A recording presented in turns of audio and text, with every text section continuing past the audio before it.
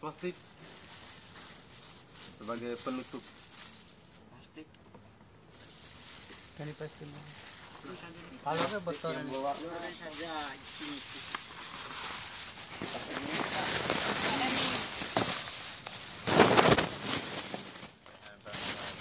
Ini buah okra. Itu kalau tuh. Wah, om sama aja. Okra. So, dia memang itu batin. Ini tanaman okra ini. Sumpul lalu. Mengapa sama-sama daunnya? Tadore sempat tadore. Tanaman apa ini? Pembuatan mol. Baru kuliah, guys. Mikroorganisme lokal. Tidak, apa sama akan ini? Ayo lang. Ini tanaman ini. Karena kira.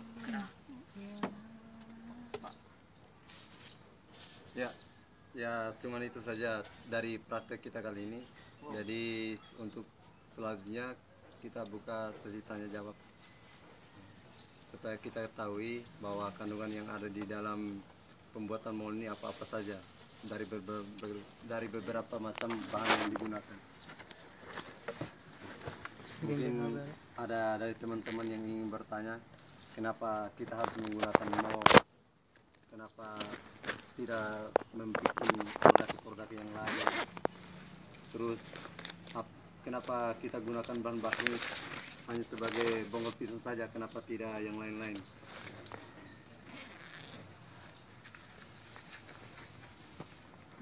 Ya, saya mau tanya.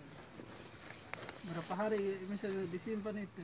Ya, kalau untuk fermentasinya bisa digunakan itu 15 hari waktunya.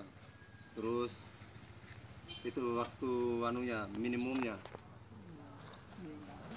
Kalau maksimumnya sampai 1 bulan dan juga selanjutnya. Itu 1 bulan. Apa tandanya itu? Misalnya kalau sudah Tanda-tanda berhasilnya. Iya.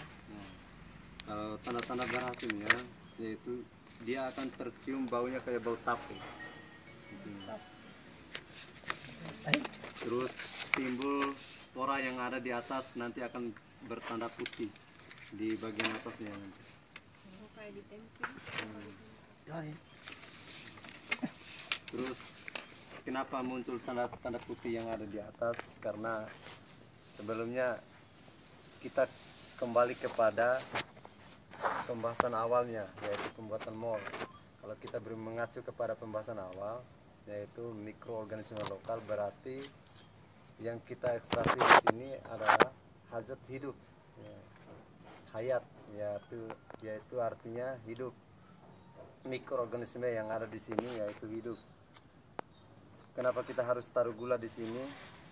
Supaya kandungan gula di sini kan ada yang namanya glukosa yang ada di dalam tuh. Nah, bakteri ini pastinya kalau hidup itu kan membutuhkan makanan. Ini sebagai makanannya. Kalau untuk E4 sebagai dekomposer, sebagai bakteri pengurai yang ada di dalamnya. Terus air kelapa. Kenapa kita harus gunakan air kelapa? Siapa yang tahu kandungan yang ada di dalam air kelapa itu apa? Mungkin Dika tahu itu. Tidak tahu kan? Kan di dalam CVT itu sendiri kan zat pengatur tumbuhan ada yang namanya giberelin, ada sitokinin, oksin dan lain-lain sebagainya. Justru yang terkandung di dalam air kelapa itu adalah sitokinin, zat pengatur tumbuh. Sitokin bisa bertanya. Yang sitokin itu biasa buat apa? Pengatur tumbuh yang kan biasa ada yang buat apa? Ya, kalau untuk pemanfaatan daripada zat pengatur tumbuh tergantung kita mau aplikasikan di mana. Semacam kalau kita menyiramnya di dalam tanah, otomatis kita membutuhkan, sebenarnya ini kan cara pakainya dulu tuh, pengenceran dulu. Terus kita aplikasikan kepada tanaman. Misalnya ketika kita semprotkan, tergantung pada fasenya apa. Kalau untuk fase generatif sampai vegetatif, itu kan kita misalkan kita ambil untuk fase generatifnya, fase generatif toh. Dalam artian kita harus penyemprotan di untuk pucuknya. Oh, bisa kali di generatif vegetatif. Bisa. Bisa semua dipakai. Ini kan kalau mol itu kan selain daripada untuk pupuk, bisa juga sebagai dekomposer dia. Pengurai. Paham itu dekomposer? Sebagai bakteri pengurai. Untuk kalau kita mau buat pupuk kandang tuh, semulanya kita menggunakan E4.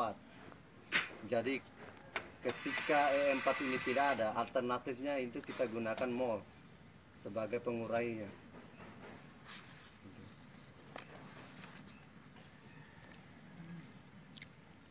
Terus saya belum bahas kandungan yang ada di dalam bonggol pisang. Itu yang anu Pak, yang tadi cucian berasnya gitu. Belum kita tadi apa kandungannya itu. Ya, sebentar kalau untuk air cucian beras. Ya. Terus kalau untuk bahan baku yang utama yaitu dari bonggol pisang. Kenapa kita harus ambil bonggol pisang? Karena kita melihat pertumbuhan untuk anakan pisang tuh semakin cepat pertumbuhan anakan pisang. Dalam artian semakin cepat pertumbuhannya, kita bisa mengindikasikan bahwasannya ada zat pengatur tumbuh di situ. Bahkan ada penelitian yang lebih lanjut bahwa kandungan yang ada di dalam bonggol pisang yaitu terdapat 9 mikroorganisme, yaitu bisa ada bakteri. Kalau yang masuk tulisan HPT itu ada Pseudomonas, ada Bacillium, terus bakteri pengurai fosfat, banyak sekali yang ada di sini. Yang ada di pisangan bonggol pisang. Bonggol pisang. Itu ada di semua jenis pisang atau Ya, ada semua di jenis pisang.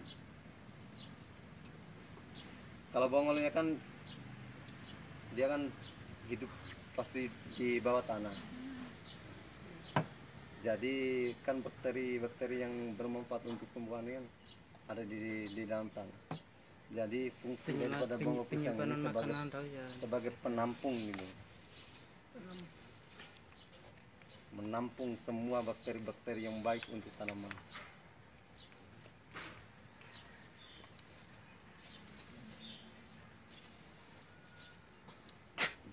Terus untuk air cucian beras, sebenarnya kalau untuk air cucian beras ini kan sebagai bahan pelengkapnya, bahan pelengkap. Karena bahwasanya kita membuat yang bersifat organik, jadi untuk air cucian beras kita taruhkan. Tapi belum ada, entahkah sudah ada penelitian lebih lanjutnya atau enggak, saya belum mendapatkan referensinya bahwasanya kandungan yang ada di dalam cucian berasnya apa saya itu belum tahu di situ. Cuman untuk mol buah kami sudah pernah menguji coba, yaitu dengan ekstraksi dari 10 sampai 100 150, 3 perlakuan yang kami gunakan yang ada di lab. Terus kami mengambil yang spora yang ada di atas mol ini, spora yang terus kami tanam di media PDA. Terus kami ingin melihat bakteri apa yang ada di dalam mol tersebut. Itu kami sudah dapatkan. Seperti halnya ada Pseudomonas atau Cytophilus, bukan Cytophilus, Bacillus, bakteri-bakteri yang baik.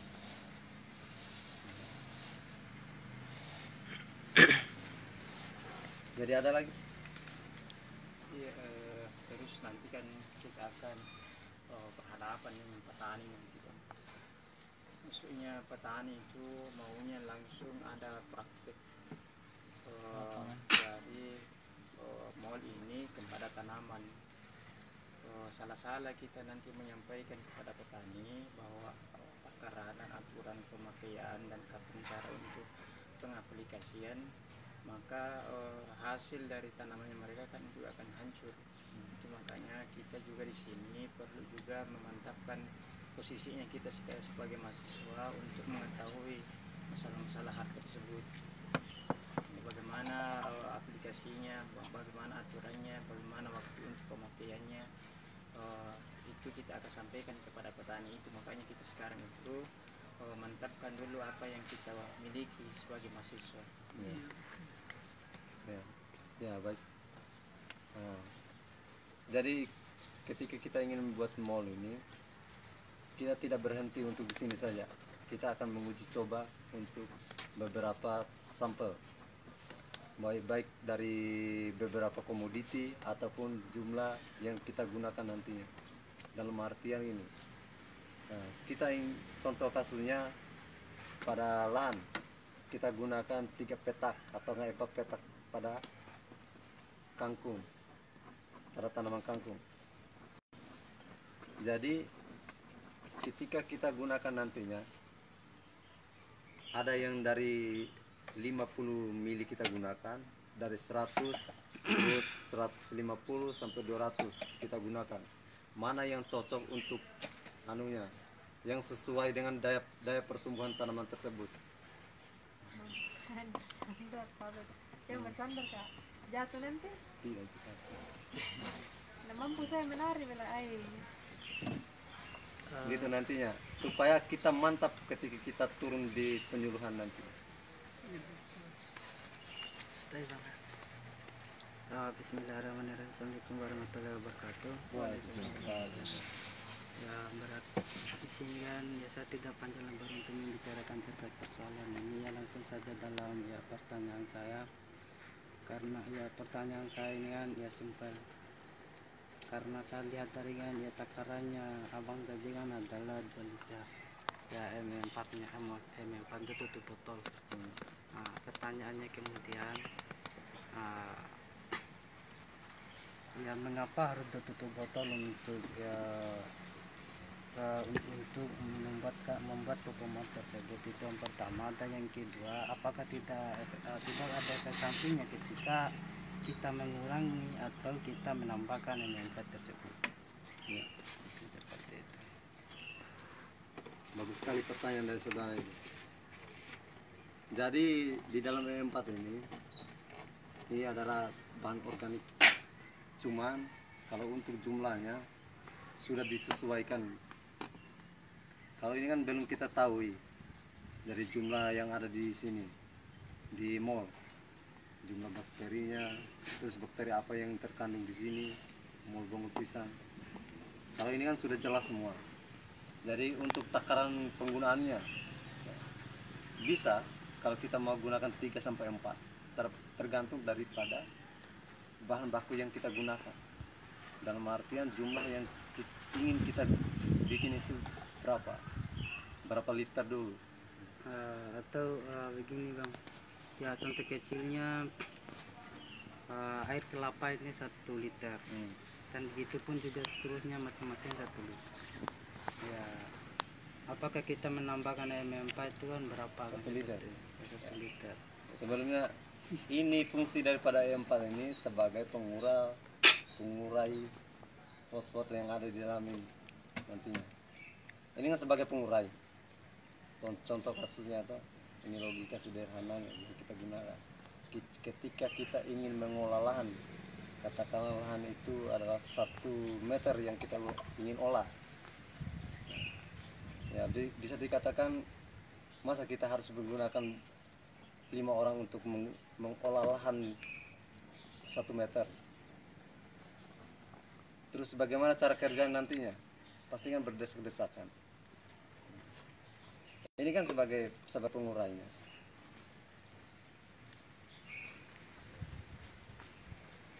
Ini kan masih bahan mentah. Dari kegunaan daripada E4 ini kita gunakan 1 tutup botol sesuai dengan takaran yang ada di sini. 1 liter air kelapa, 1 liter air beras, 1 kilo bonggol pisang. Itu kan 2 tutup botol E4 untuk mengurai. kalau kita ingin ini melangkah dari dari pembahasan, kita keluar dulu dari pembahasan itu. Kalau kita ingin membuat pupuk kompos, kalau kita ingin buat pupuk kompos, kan pupuk kompos itu kan berbentuk padat, jadi otomatis kita gunakan 1/2 dari ini.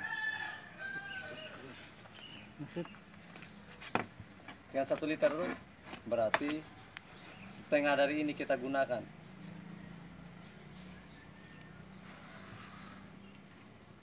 Paham?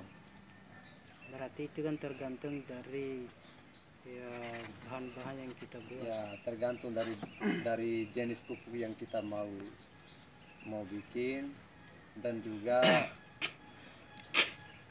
dari kualitas bahan baku. Kalau semakin keras bahan baku yang kita gunakan, berarti semakin banyak pula yang kita taruh E4 di dalamnya. Supaya mempercepat pelapukan. tahu kan? Ah, Bisa. Ya. Assalamualaikum warahmatullahi wabarakatuh. waalaikumsalam. Bisa langsung saja kan sudah dikatakan oleh pemateri tadi 1/1. Kenapa bisa? Saya rasa itu sudah keluar dari 1/1 tadi kan, karena M4 itu dua tuboto kan sudah ada di dalam M4 itu 1/1, 1 liter air 1 tutup botol apa itu M4 itu kan begitu kan. Ya kan di sini juga kan kita tes apakah bisa atau bagaimana kan, di sini kita praktek begitu lagi. Ya saya rasa itu ya cukup. Tapi kembali lagi ke saya bertanya ke M4 itu. Ya, 1/1 tadinya toh, Iya, yang dimaksud dengan 1/1 itu yaitu bahan baku utamanya.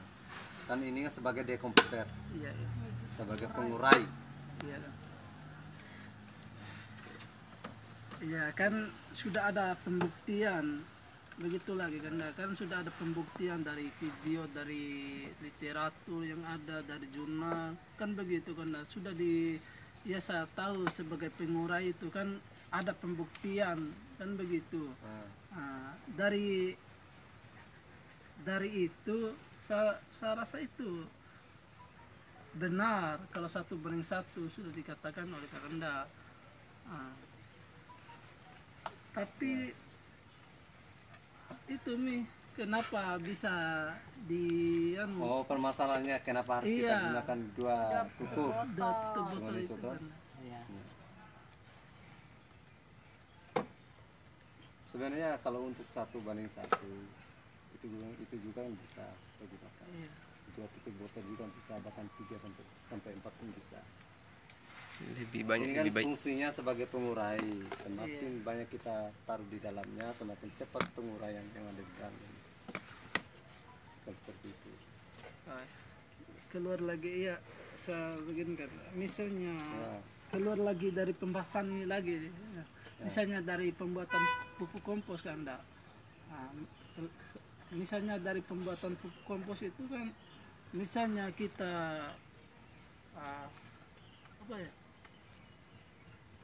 misalnya dikatakan Kakanda tadi keluar dari pupuk kompos 1/2 toh.